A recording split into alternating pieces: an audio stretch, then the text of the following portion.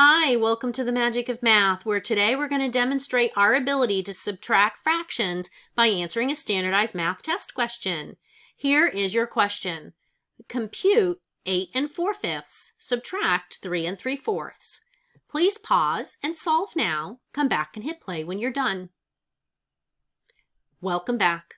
So the first thing I always do is I write my mixed numbers as improper fractions, because when you get older, you're going to need to be able to do that in order to subtract. So 8 4/5 written as an improper fraction, we take our denominator and we start and we go 5 times 8 is 40 plus 4 is 44. Keep your denominator. So 44/5. The second mixed number, start at 4 and you're going to go clockwise. 4 times 3 is 12. Plus 3 is 15, and keep your denominator of 4. So now these are equivalent fractions. Now we're going to subtract, but in order to subtract, I need a common denominator. The common denominator between 5 and 4, because they don't have a common factor, is going to be 20. 5 times 4 is 20.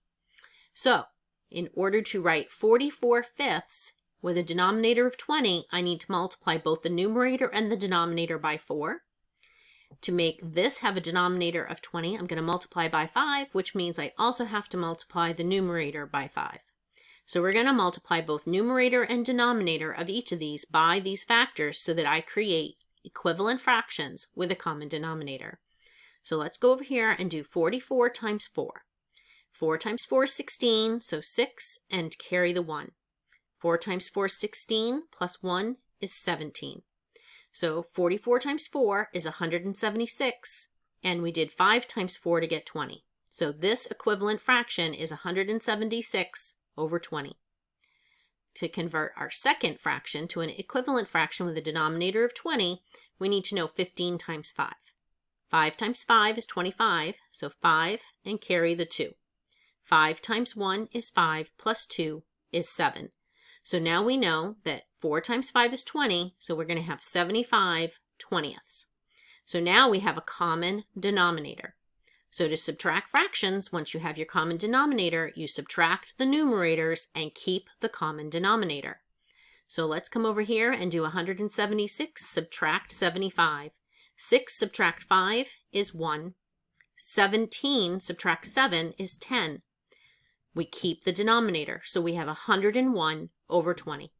Now I can see that all my answers are mixed numbers, so we're going to take our improper fraction and write it as a mixed number. 20 goes into 101 5 times evenly with 1 left over. So 5 and 1/20 is our difference. So our answer choice that is correct is D.